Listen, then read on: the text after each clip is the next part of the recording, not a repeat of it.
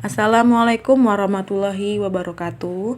Selamat pagi anak-anak ibu semua. Semoga kalian semua selalu dalam keadaan sehat walafiat. Untuk memulai pembelajaran, marilah kita ucapkan lafaz basmalah. Bismillahirrahmanirrahim. Semoga pada materi statistika penyajian data, semua anak-anak ibu bisa mengerjakannya dengan baik. Baik, pada pembelajaran hari ini tujuannya adalah kalian dapat mengetahui informasi tentang nilai tertinggi, nilai terendah, modus, dan median dari data yang disajikan. Dengan alur tujuan pembelajaran, yang pertama presensi di WA Group, yang kedua menyimak materi di YouTube, ketiga berdiskusi di WA Group jika ada pertanyaan atau materi yang masih kalian bingungkan. Dan terakhir latihan soal di Google Form yang akan Ibu berikan linknya juga di WA Group. Ada 6 macam penyajian data. Nah, siapkan buku catatan kalian karena nanti Ibu juga akan mengoreksi nilai catatan kalian setelah kalian masuk sekolah. Ada 6 macam penyajian data. Penyajian data adalah bentuk pengemasan suatu data secara visual sedemikian sehingga data lebih mudah dipahami. Tanpa ada penyajian data yang tepat, seorang peneliti akan kesulitan untuk menganalisis hasil dari penelitiannya. Bukan hanya peneliti ya nak ya yang menggunakan data, tapi juga kita sehari-hari tanpa kita sadari. Contohnya untuk bendahara kelas, untuk menghitung pemasukan dan pengeluaran uang kas, biasanya bendahara kita menggunakan penyajian data dalam bentuk tabel seperti ini ya. Ibu guru dan bapak guru juga biasanya menggunakan tabel untuk menganalisis dari hasil ujian kalian. Selain tabel, ternyata ada 6 macam penyajian data. Yang pertama adalah mendaftar data. Contoh nilai ujian IPA 7, 8, 6, 6, dan seterusnya ditulis secara mendaftar. Langsung seperti ini dinamakan dengan mendaftar data. Contoh yang kedua, tabel. Tabel adalah susunan antara baris dan kolom yang diatur secara sistematis. Contohnya seperti gambar di samping ini. Untuk anak yang tingginya 170 cm, ada sebanyak 10 orang siswa. Jadi, untuk tabel dibaca ke samping seperti ini ya nak ya. Untuk yang tingginya 165 cm, ada sebanyak 38 siswa. Macam yang ketiga adalah diagram gambar atau biasa disebut dengan piktogram. Adalah bagan yang menampilkan data dalam bentuk gambar. Contohnya seperti ini ya. Banyaknya hasil panen mangga pada tahun ke tahun. Contoh pada tahun 2011.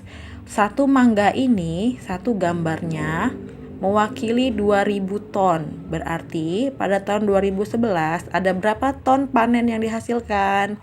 Kita hitung jumlah gambarnya.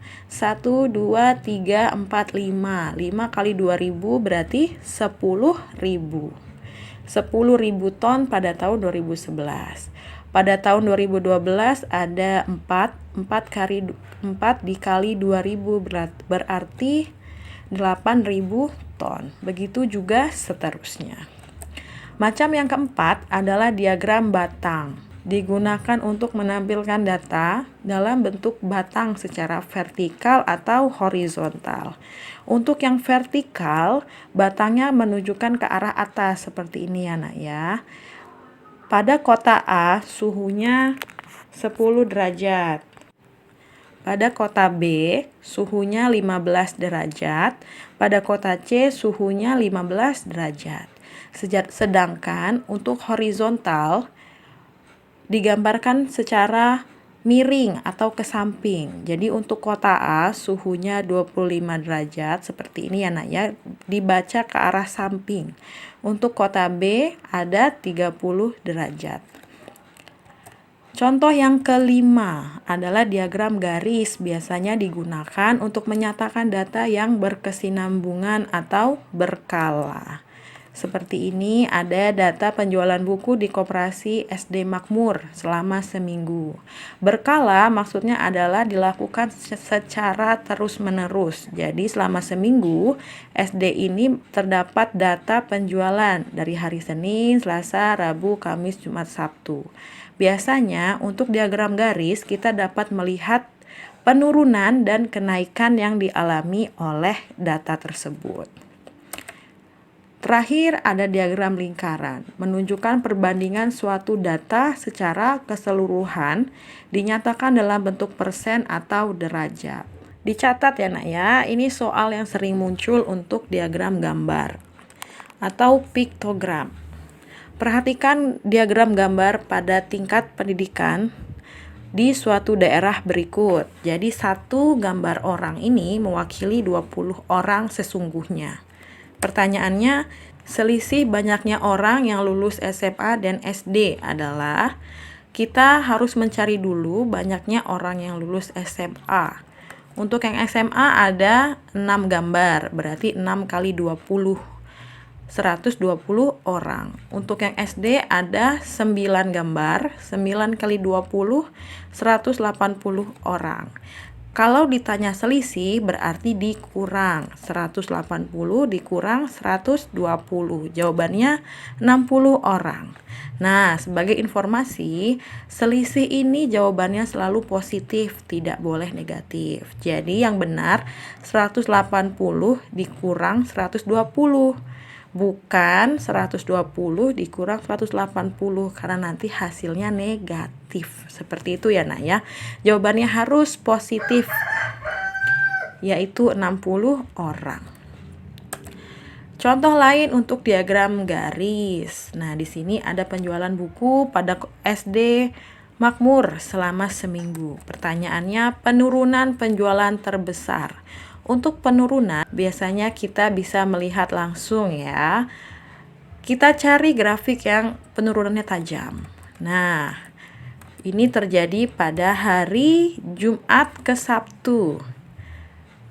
Turun 60 dikurang 20 berarti turun 40 buku. Sedangkan untuk grafik yang ke atas, contohnya Selasa ke Rabu, itu mengalami kenaikan 50 kurang 40. Berarti naik 10 buku. Penurunan terbesar terjadi pada hari Sabtu karena penjualan mengalami penurunan 40 buku. Untuk soal mendaftar data, perhatikan data tinggi badan berikut. Didaftar seperti ini. Modus dan median dari data tersebut adalah, untuk mempermudahnya kita akan membuat turus. Turus itu seperti ini ya nak ya.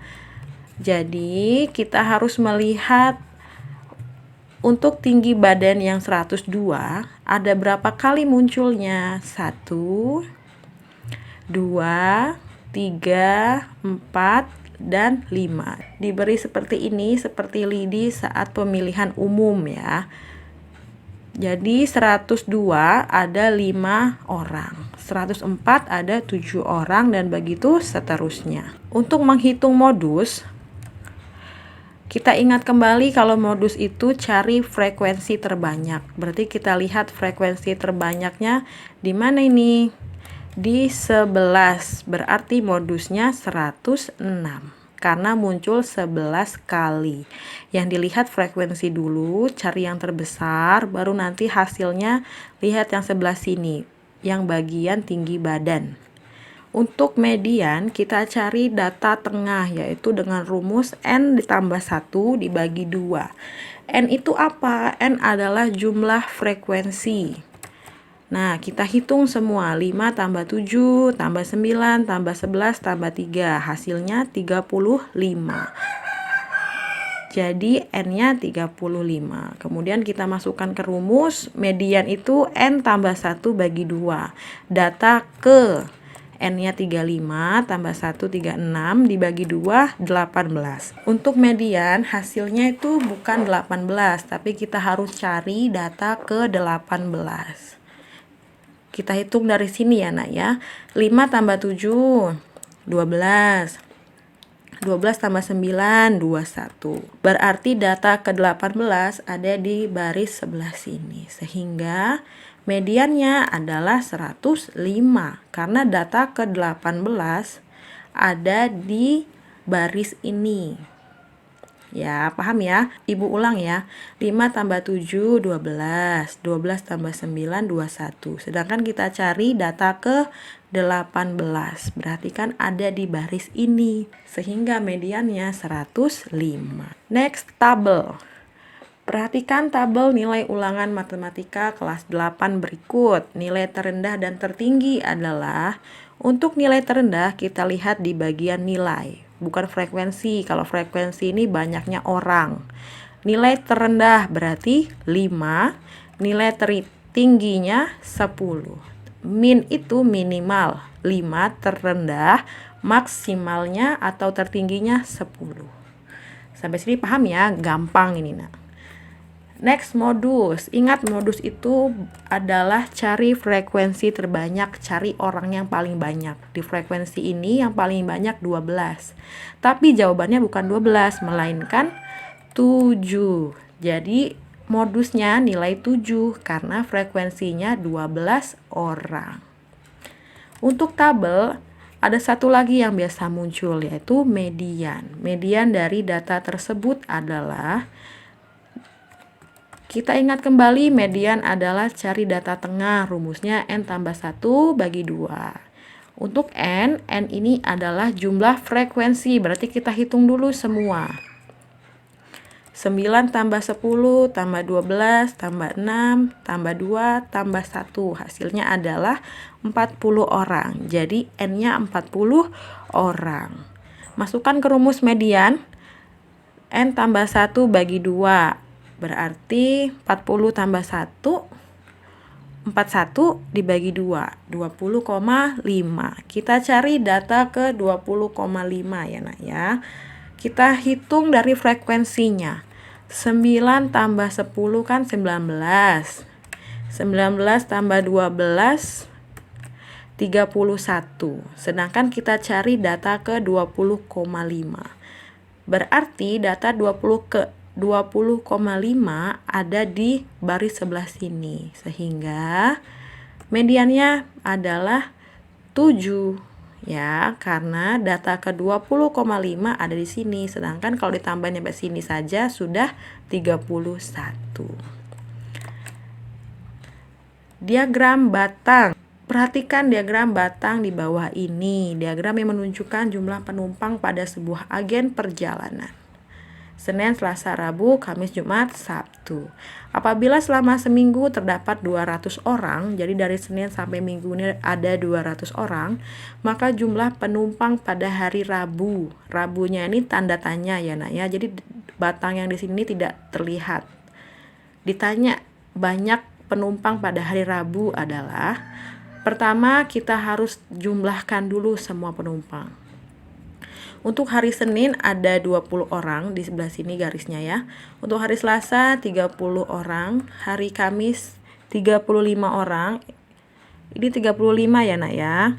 Hari Jumatnya 10 orang, hari Sabtu Minggunya 20 orang. Untuk mencari hari Rabu, kita tentukan dulu jumlah penumpang selain hari Rabu. Jadi tentuin dulu yang ada angkanya ini nak. 20 tambah 30 tambah 35 tambah 10 tambah 20 tambah 20, hasilnya 135 orang. Sedangkan semua penumpang ada 200. Jadi untuk mencari hari Rabu ada berapa penumpang, kita kurangkan itu 200 dikurang 135. Hasilnya 65 orang. Paham ya? Jadi untuk mencari hari Rabu ada berapa penumpang, kita jumlahkan semua dulu, baru nanti hasilnya 200 dikurang hasil dari jumlahan yang ini. Sehingga didapat 65 orang. Soal terakhir. Di bawah ini menunjukkan nilai IPS kelas 8. Modus dan median dari diagram tersebut adalah, untuk modus berarti kita pilih frekuensi yang paling banyak. Berarti yang ini. Ya, ada 6 siswa, berarti modusnya nilai 8. karena dia paling banyak 6 orang. Untuk median, kita cari data tengah, N tambah 1 bagi 2. Kita jumlahkan dulu semuanya, frekuensinya. 1 tambah 4, tambah 5, tambah 6, tambah 5, tambah 2, hasilnya 23. Berarti kita masukkan ke rumus ya. 23 tambah 1 bagi 2, berarti 24 bagi 2, 12. Kita cari data ke 12. Yang dijumlahkan itu datanya ya nak. Jadi 1 tambah 4, 5. Data ke-12 tuh yang mana? Jadi bukan angkanya yang nilai ini ditambah, tapi banyaknya siswa. 5 ditambah 5, 10. Sampai sini 10 ya. 10 tambah 6, 16. Nah, sedangkan kita cari data ke-12. Berarti ada di batang yang sebelah sini. Sehingga mediannya atau data tengahnya adalah nilai 8. Sehingga mediannya adalah nilai 8 karena data tengah ke-12 itu adalah nilai 8. Ya, cukup sekian materi hari ini. Kita sudah belajar banyak ya nak ya. Kita sudah belajar 6 penyajian data. Tadi ada 6. Kita sudah belajar tabel, mendaftar data, batang, terus juga diagram garis dan piktogram. Untuk yang diagram lingkaran kita lanjut untuk pertemuan selanjutnya ya. Jadi sampai jumpa di pertemuan selanjutnya. Untuk mengakhiri pembelajaran hari ini, marilah kita ucapkan lafaz alhamdulillahirobbilalamin. Ibu akhiri, wassalamualaikum warahmatullahi wabarakatuh.